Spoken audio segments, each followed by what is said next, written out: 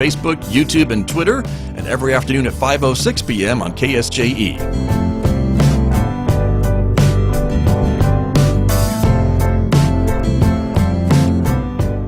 The ARC store in Farmington is open from 10 a.m. to 5 p.m. Monday through Saturday for shopping and dropping off donations. Free pickup of usable donations is available if needed. All purchases are tax-free and enjoy free popcorn and coffee while you shop. The ARC store, located at 200 West Broadway in downtown Farmington, is operated by the ARC of San Juan County, a non-profit organization whose mission is to support the quality of life for people with developmental disabilities and their families. Roving with the Arts presents Music of Hope, Not Hate. My name is Mick Hess, and I will begin a 25-part series of music written by imprisoned Jewish musicians during World War II in Nazi prison camps. These ill-fated musicians and composers, ensnared in the Holocaust, prevailed by performing and composing music of profound importance and beauty. Their music will live forever. Please join me the second and fourth Tuesday of every month at 9 a.m. to discover their music. KSJE is supported by San Juan Regional Medical Center, here to meet your urgent and emergent medical needs, whether they are COVID-19 related or not. Medical emergencies happen when you least expect them. Whether it's a stroke, heart attack, illness, or injury, San Juan Regional Medical Center's caregivers are here to provide care to you and your loved ones. Find out more online at sanjuanregional.com.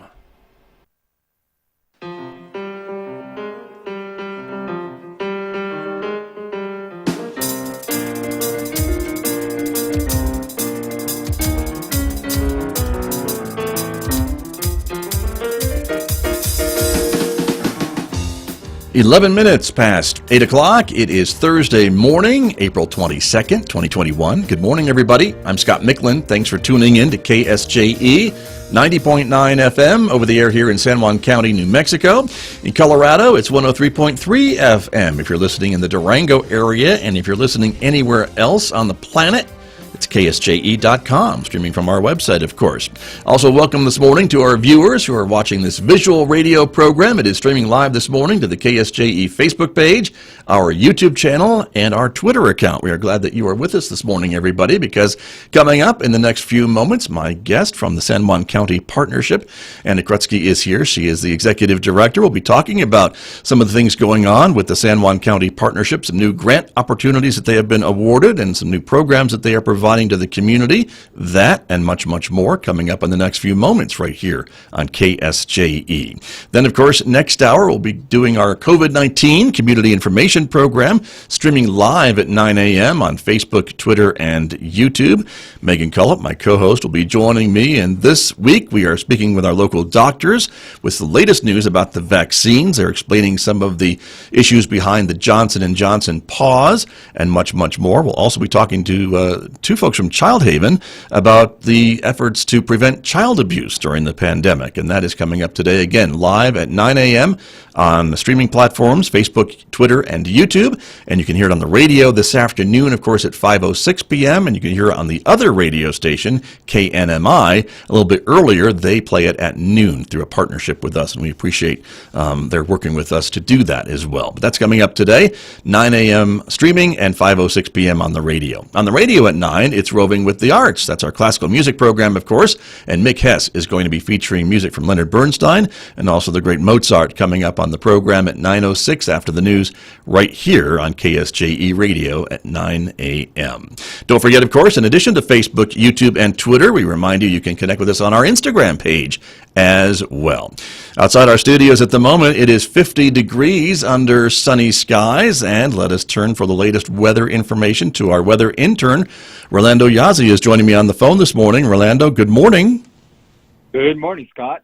Today we'll be looking at breezy with mostly sunny skies in the morning, then becoming partly cloudy with a slight chance of thunderstorms early in the afternoon, high 64. Tonight, breezy with mostly cloudy with a chance of showers and thunderstorms, low 42. Tomorrow, breezy with partly cloudy skies, maybe a slight chance of thunderstorms in the afternoon, high 64. Tomorrow night, mostly clear, some breeze, low 35. Saturday, warm with sunny skies with some breeze, high near 73. Saturday night, clear, low 45. Sunday, warm with mostly sunny skies, high 75. Sunday night, breezy with clear skies, low 46. Monday, partly cloudy with some cool breeze, high near 66. And from Monday night, breezy with partly cloudy skies, maybe a chance of rain showers, low 44. I'm Rolando Yazzie reporting your weather forecast on 90.9 KSJE. All right, Rolando, thank you very much. That's a lot of weather to talk about. A lot of wind, a lot of sun, a lot of showers. So thank you very, very much. That's Rolando Yazzie. He is our weather intern with us here at KSJE, one of the students in the CLEAR program here at San Juan College. Thank you, Rolando. Well, let me introduce my guest who is here with me this morning, as I mentioned, to talk about the San Juan County Partnership. Anna Krutsky is here, the executive director. Good morning. It's always great to see you. Thanks for coming in. Good morning, Scott. I'm really happy to be here. It's been over a year, I think, since I've actually been in a studio. Right, I think it is. And we were just remarking how more of our guests are coming back to the studio in person, fully vaccinated, as I am as well. So it's great to see you and have you here and actually have a person to talk to and not a screen. So welcome. And you mentioned it's been almost a year, and it's been almost a year since you took over the reins as executive director of the San Juan County Partnership. That's right. It was last year on March 2nd that I started. You remember that? I that do. Day. I do. I know.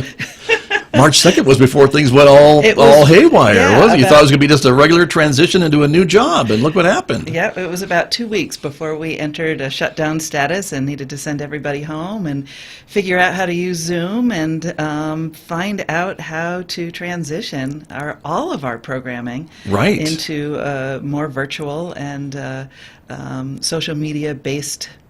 So it has been quite a year. I bet it has for you and your staff, and of course a lot of other folks. We're not alone in a vacuum, of course. It's happened to everyone. Yes. But still, the good work of the partnership needs to continue, and we're so glad that it does, even with these changes. Yes. I think, one of the things that we have found through this year with all of the changes is that we still have the ability to bring the messaging that we need to the community, and it has really given us an opportunity to create some new ways to do that. So I feel really positive about how much we've been able to do, the transitions that we've made, and being able to keep up with the amount of change, become creative, adaptive, and learn how to support people in a really tough year, because we still don't know, how things are gonna shake out, and what transition back into a less digital or remote social media remote world is going to look like. I hear you, and everyone says the new normal, and some folks really hate that term, and I understand. But whatever the normal is going to be, we need to figure that out and be patient. I think too. I think a lot of folks would like it to get here last week, but absolutely, as we creep towards something that looks more like we're used to, we just need to be ready. And I would think over the last year, a lot more people have maybe needed to hear your messaging from the San Juan County Partnership and to maybe understand some of your programs or take part in some of your programs. Absolutely. I think one of the big ones, and I feel really grateful to bring to the community our latest grant through the Office of Substance Abuse Prevention through the state of New Mexico. It is a 5-year grant called Partnerships for Success, which comes through the federal government to really focus on reducing substance abuse and substance abuse overdose death rates. So this particular grant that we're going to be working on, and we've started the assessment phase within our county, is focused on 25 to 64-year-olds in San Juan County. As one of the 6th largest counties in the state that has the highest rates of overdose deaths of polysubstance misuse. So when I say polysubstance, I mean using more than one substance at a time. So some of these substances are legal and can be safely used, such as alcohol, used in moderation. Sure. But when you combine alcohol use, and if it's heavy use, with something like opioids, which can be heroin or prescription Right. opioids, and you put those two together, your chances of having an episode where you are reducing your heart rate to the point where, or your oxygen levels, you have the ability to shut down your body and can have an overdose and die. And we are one of the leading counties in the state. We are for one of the this 6 problem. leading counties in the state. Okay. Yes. So this program, this grant, is going to help you maybe hopefully address some of that. it absolutely is. So the goal is to reduce those overdose from concurrent use of issues like prescription and heroin, methamphetamine, cocaine, alcohol, and benzodiazepine use. A lot of people combine those. Benzodiazepines are prescription medications such as Xanax. So when you combine those, it can be really dangerous. So 64% of all overdose deaths in New Mexico in 2018 were reportedly from a combination, so polysubstance use. Gotcha.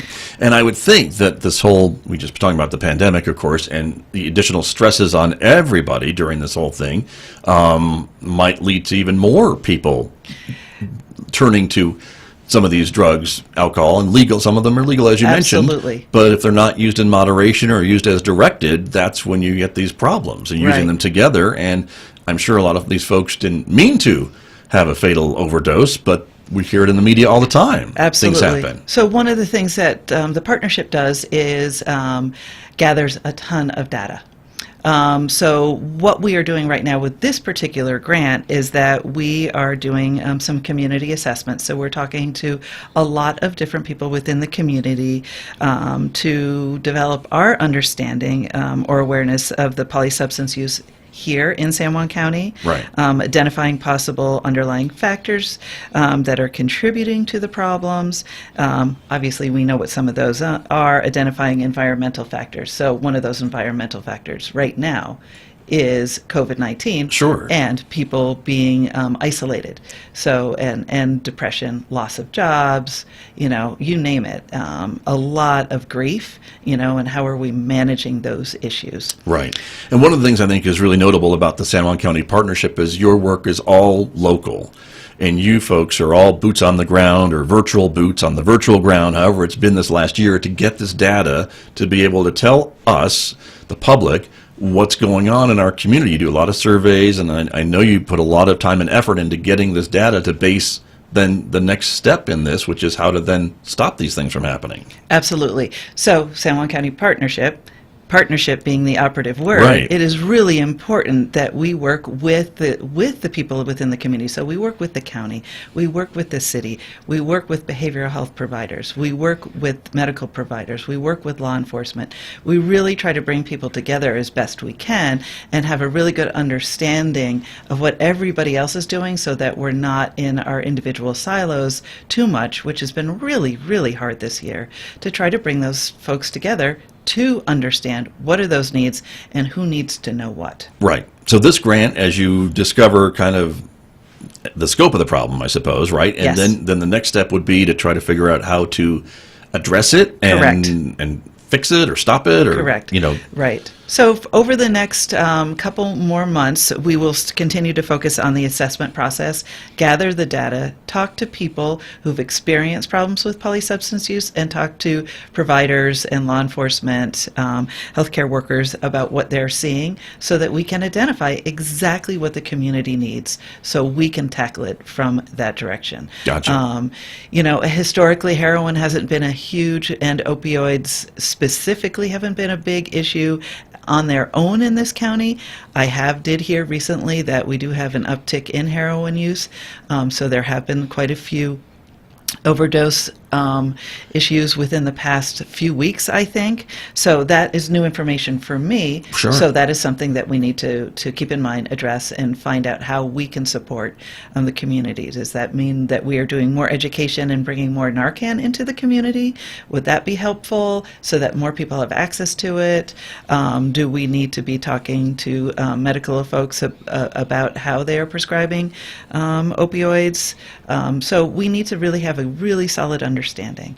And this particular age group, I think, is really important. You said 25 to 60? 25 to 64. Yeah. So it is not people who are struggling, who are really struggling or in poverty, often who are having these issues. It is often people who are middle class or even more affluent who are misusing substances and using multiple substances together.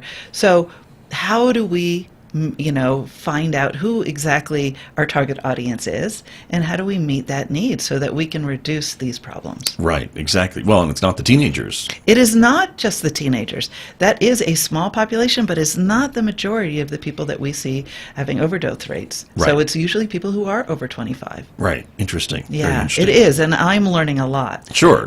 Through this assessment process. And one of the things I've learned from the San Juan County Partnership is some of the stereotypes that we sometimes have about young people specifically are wrong, and that the majority are not abusing alcohol or not abusing maybe drugs or things like that. And that's been a big marketing campaign that I know the partnership has done in the past to remind all of us just how many are not doing this, and that the majority are doing the right thing, making the right choices. Absolutely. So, really focusing on those positive norms. I mean, we still are targeting youth in not, underage youth, under the age of 21, not using alcohol because it is illegal and it's dangerous to start very young, as well as marijuana. And with marijuana now on the verge of becoming legal in the county, how do we... In the state, right. How do we continue to support the understanding that if you are under 21, it is illegal and it is not safe, to be used in mass amounts. Again, if any substance that is legal, if you're using it responsibly and safely, that is your right. Right. But even we need to be careful. Even for the adults, right? That now very much so. That this is now a legal thing and you can use it recreationally. How do we remind folks to do it responsibly? Responsibly and safely, right. Locking up your medications is one, and medications, keeping alcohol away from youth, as well as marijuana. Right. Marijuana, I think, should be treated very much like prescription medications, and, locking it up, especially if you have any of the candy style or the edibles, the edibles, things, right? Exactly. Sure. Right. So those shouldn't be left around for anybody, because that can cause problems for people. Right. And I think get a hold of it. We'll see. I hope that we will see a lot of a public health educational campaign about impaired driving. Yes. And just like alcohol. Yes. I think responsible adults need to be responsible as this moves into the more, I guess, accepted use for society next year. So we'll see how that goes. Yeah, exactly. And as I learn more and we learn, how we're going to tackle that messaging. But more need for the San Juan County Partnership, for sure. Absolutely. And I know that you've done a lot of work in the schools in the past of getting messaging out to the schools. Yes. And so in a virtual school, has that changed for your folks? So that has been probably one of our biggest challenges, is figuring out how to work with the schools to get messaging out. Because it used to be that we would put banners up, we would put posters up, we would, influence through large activities such as graduations and sports games and of that nature. And we haven't had an opportunity to do that this past year. So we are trying to work with the schools and find ways that we can either send out messaging through their social media or their emails that they send to parents and things of that nature. So that is still in the works, and that's been hard. The schools are really struggling with just to keep kids educated and not failing at their classes. Every morning. Exactly. I mean, we all know how much of a struggle it is to just have good internet. So that is So we're not at the top of the list for them right now, but we are working with the schools to find a way to continue our messaging. That's important. So that is happening. Very good. Yeah. And I know you've got some other things that are going on too. Tell us about some other programs you're working with. So one of the things that we have created this past year, working with our epidemiologists, who are the numbers people, who collect the data. We've learned a lot about that this last year. Exactly. Is that we've created a website, which is San Juan County Data. all one word, all Okay. spelled out, .org, which is a site that has a ton of data from county and the state to really give us a sense of what's happening. This is open to everybody. So data like what? Give me an example. So data like what are the issues around substance use, Okay. DWI rates, alcohol death rates, the polysubstance use death Okay. rates.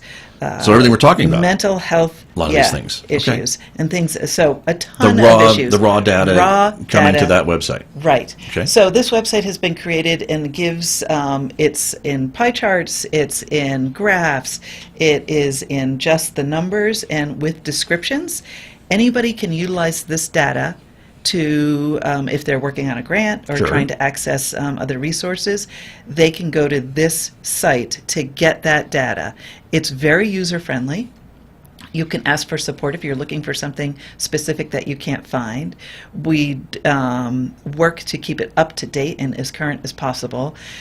So sometimes the most current data that we have is from 2019, maybe a little bit from 2020. Sure. We don't have a ton of data around the pandemic yet, and Right. some of our substance use issues yet. But that's pretty So normal, right? that Even is in very non-pandemic years, correct. data is usually a year behind. Exactly. And I as you think collect people it. are wanting it more and more course. as current as possible. But it will always be a year or two or sometimes 3 years behind. Right. But this is one place to access that data. Right. Give me the website again, It if is you don't mind. sanjuancountydata.org, spelled out all one word. There you go. Interesting. And so for folks who are really numbers and data wonks, I'm sure they will love that. And, Yeah. and for folks, again, other nonprofits who are maybe applying for grants and Exactly. things, and they want to know, how many folks in your area suffer from X, Y, or Z, you Yes. can probably find that on that That is website. exactly the place to look. And so it's very interesting. Be great for college students. Sure. If they're doing research projects as well. And can we compare like year to year or, Yes. or a series of years to see if Yes. we're getting better or worse or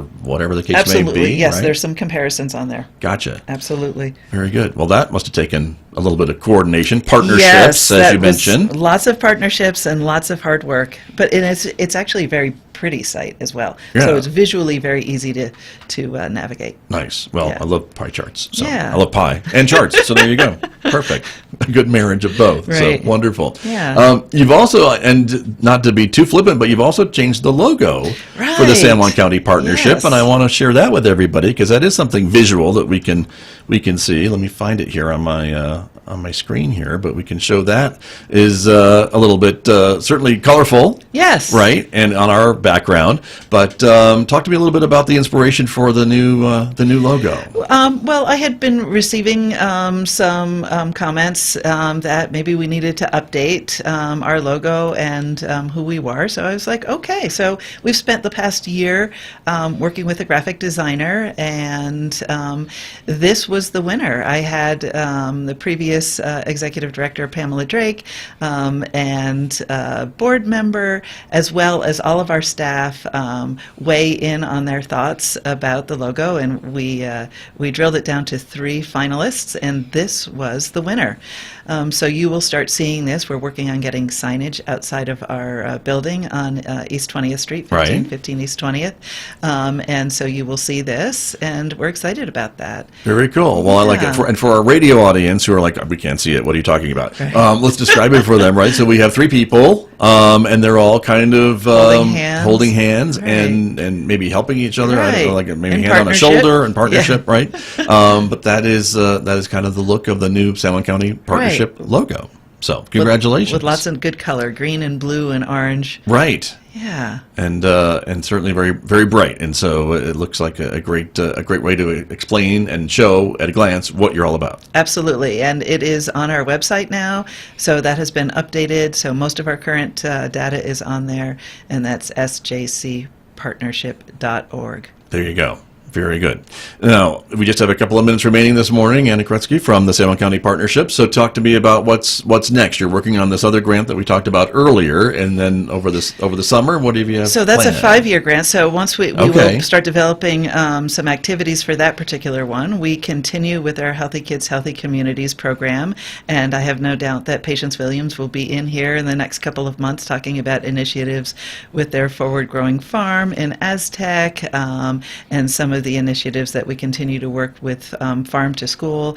Right. And talked a lot about that. Yes. And that's really been growing and it has. Getting a lot of, I think, play from the Food Hub here at the college and other partners. Absolutely. In the community, right, that are Yes. helping to make these things happen. Yeah. And the community kitchen. The community kitchen, which, yes, exactly. So that's one of the programs that I love to brag about and I think is doing just amazing work. We are becoming a model for the state.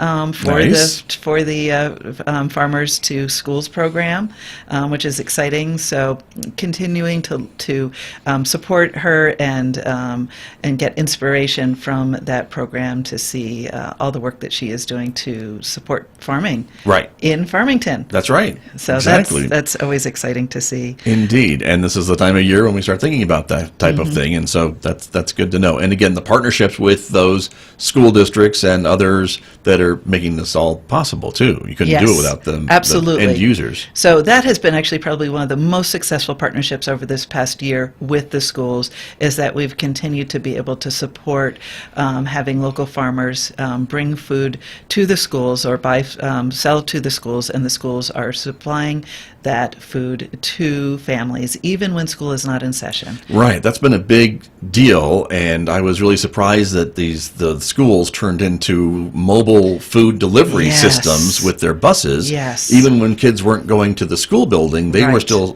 packing buses with food, sending them out to the bus stops where families could pick up food for the week. Right, so they could pick up food, and we were also able to distribute information about healthy eating and exercise to families with young kids during this past year. So that has been absolutely amazing. Right, because we know a lot of families in our community relied on those schools to feed their children. They just, and for them to try to absorb that into their family budgets during this past year would have been next to impossible for a lot of families. I can only imagine. So it's great to see that. What else is coming up? We continue to have quite a bit of funding to support people who are struggling with evictions, not being able to pay their rent, or not being able to pay utilities. So please get in touch with us. Again, sjcpartnership.org, and you can find access to our housing programs. We have 3 people. We've added an additional employee to help support the housing program. So if you're struggling, especially, we have a big chunk of funding through the city of Farmington.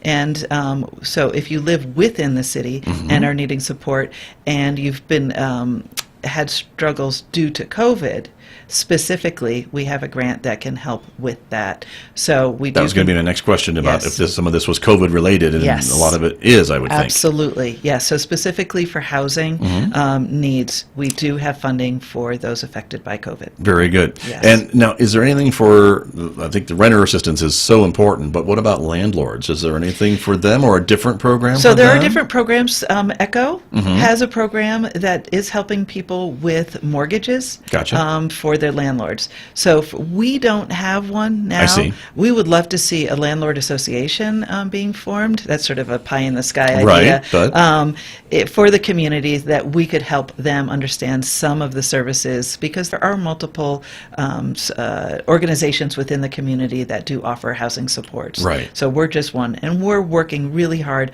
working with the county right now, with the Mental Health Resource Center, through the GAPS analysis, with Sue Hodgman, and working with the Paths, and homeless shelter. And I'm working with ECHO.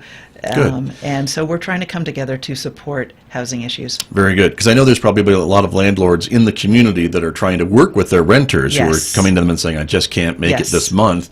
But So if a landlord is listening this morning, they should send their renters to you. Absolutely. They can call us too if they have open units, and we may have people who we can partner with them, Okay. and they would have consistent income for rent through us if we have a qualified person Good for to know. their space. Very, Yeah. very important. Well, great. Well, it's always great to visit with you and learn about all the important work that the San Juan County Partnership is doing with a number of local organizations. So thanks for coming in. Thank you. Always great to see you, Ann. Thank you very much. You too, Scott. It was a treat. Thank you. That's Anna Krutsky. She is the Executive Director of the San Juan County Partnership, my guest this morning here on KSJE.